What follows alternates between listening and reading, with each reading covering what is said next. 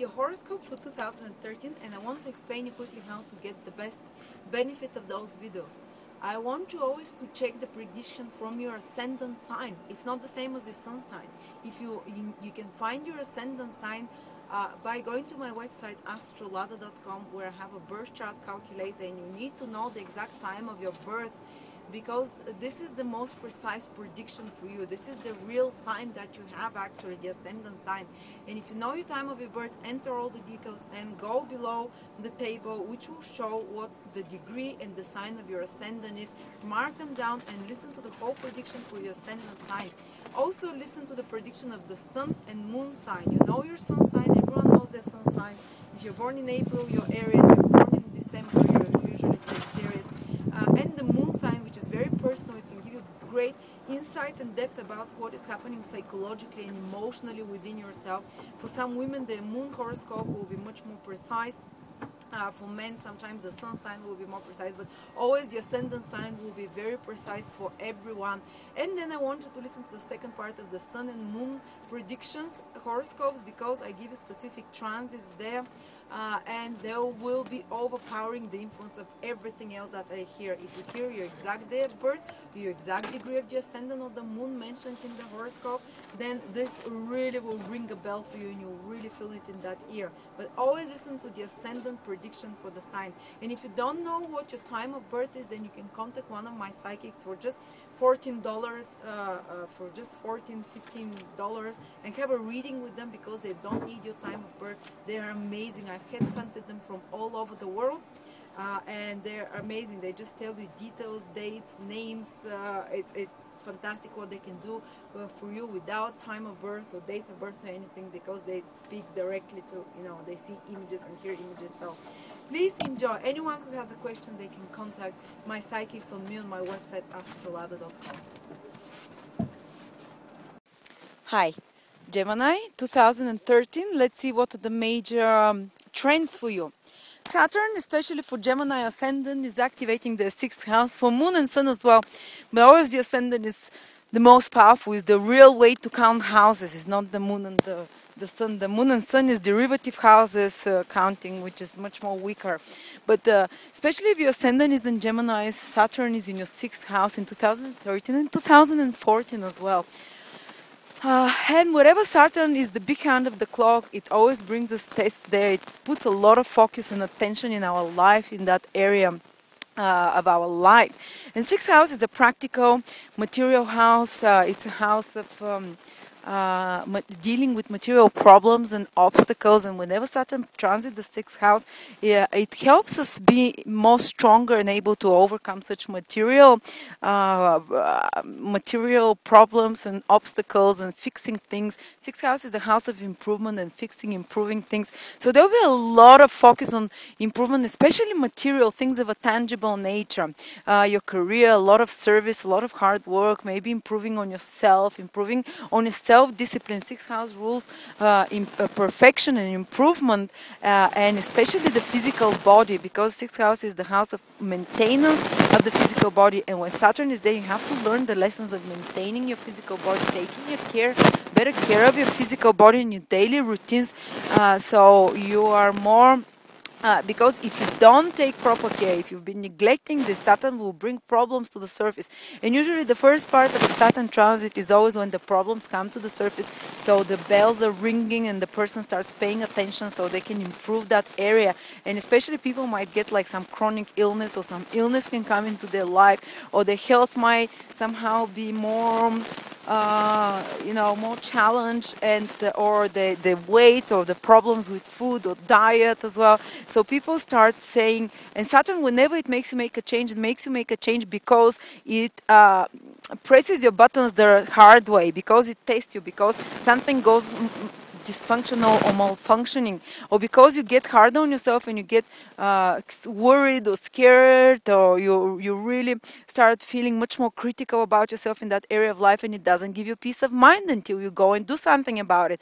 So a lot of you might be feeling like it's time to improve your health, your routines, your daily routines. Start waking up earlier, start eating better, exercise better. So it's great time to do that, because you have the self-discipline to do it, to improve improve your health, to improve your daily routines, to fix things in your life. And especially also when it comes to work, Saturn will give you more responsibilities and duties. And the best thing to do whenever Saturn is around actually is to work harder and to be of service. If you're unemployed and Saturn is in your sixth house, you'll be feeling more and more hard on yourself and unhappy because you need to be of service when Saturn is in the sixth house. It's just you can even go into a depression sometimes if you're not being useful when Saturn is around, because Saturn needs things to be done, needs action, needs duty, needs work. These are the things that you have to be paying attention to, and there'll be a lot of focus on practical material things. Sixth house is the house of debt as well, so some people might be trying to overcome a debt, or some people might be dealing with issues of debt, financial debt. And if you're hard on yourself and disciplined, and if you're hardworking, you'll be able to deal better with any old debts or issues of debt, or financial problems that are around. But if you are being easy going, and if you're not paying enough attention to those and learning how to manage debts, this will be a source of problem for you. So be careful. Saturn always wants a lot of attention and to detail and focus. And as I said, it will help you overcome problems more easily, because sixth house is the house of fixing things, improving things, and you become a bit more of a perfectionist, hard on yourself, improving your art, improving your skills, whatever it is, improving your daily routines. And at the same time, Jupiter is in your first house till July. And all the Geminis will feel it within that period, basically till July. And Jupiter helps you progress in life when it's in the first house. It's in the sign of Gemini till the summer, so you still have an opportunity for a big dream of yours to come true, new opportunities to be opened for you.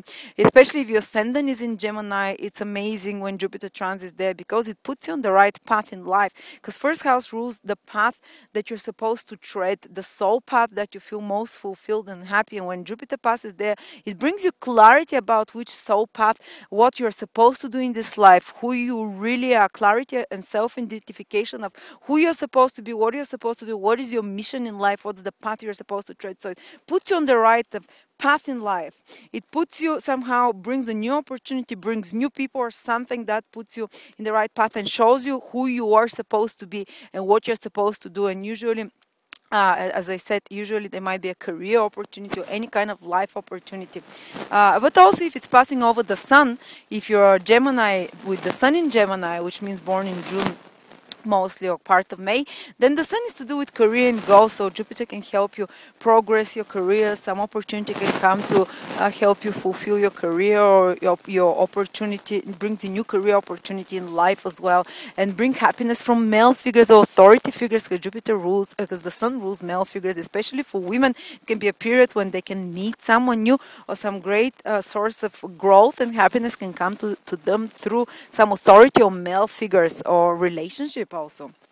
And when it's the moon there, it's more possibilities for travel for those people. They emotionally feel stronger and more fulfilled. They might buy a new property, or they might be improvement in their family life, in their relationship with women. If you're a man with the moon in Gemini, you can meet someone during this period, a woman that can be potentially very important in your life. Then Jupiter goes into your second house from the second part of 2013, I think from around July. So for a lot of you, it can be a period of financial growth. 2013, the second part, and part of 2014, you'll have opportunity to increase your finances and gains, and also to have more possessions in your life. Anything which is of material nature will be increased and nurtured and grown. And second house also rules your nearest and dearest, your closest friends, your family. There'll be a source of happiness for you and growth. There'll be a source of the people that you nurture and care about. For these are the second house people, so your closest friends, your most close family. These will be a source of growth and happiness, and a reason to rejoice about, or a reason for fulfillment in your life. And I want to give you specific days right now. Those of you who have their ascendant or moon from 1 till 6 degrees in Gemini, or those who are born from the 22nd to around the 27th of May, plus minus a day or two, a degree or two, they have a Neptune transit the whole year of 2013. Maybe they felt it, they probably felt it from 2012 as well. It's a very rare transit, once in 60, 70 years.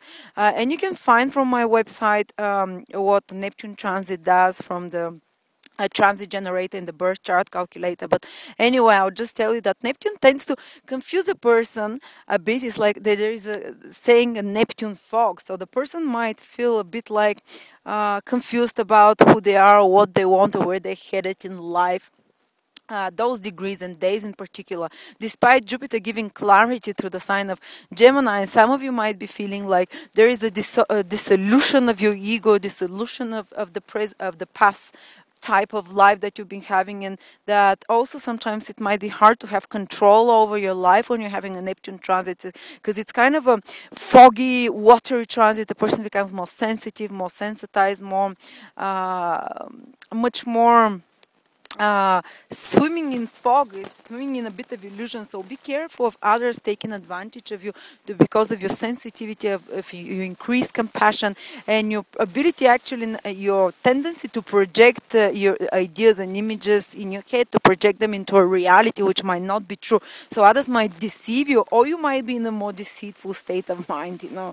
So I want you to be careful that it doesn't become the case. This is the low vibration of Neptune, being more deceitful, being more or being more dreamy, and being able to be deluded more easily, and just dreaming too big and not being realistic enough. Just realism is undermined during this period.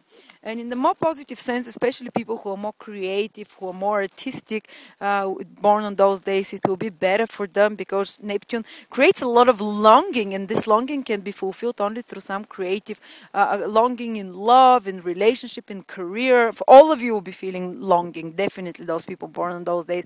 And the best way to overcome this longing is through some creative outlet, like music, like art, like playing an instrument, or drawing, or anything more, or spiritual connection to higher power. A lot of people find God when there is Neptune transit, and what matters for Neptune transit is let go and let God. So that's the best thing for you to do.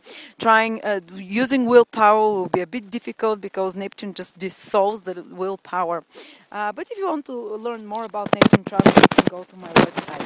So thank you so much, Gemini, and good luck on finding the path of your life till the half of 2013, of being inspired, being helped by the universe, and in sorting out practical material matters of the 6th house that we thought that Saturn will do, and sorting out your daily routines and getting in better shape as well, taking care of your health. Thank you.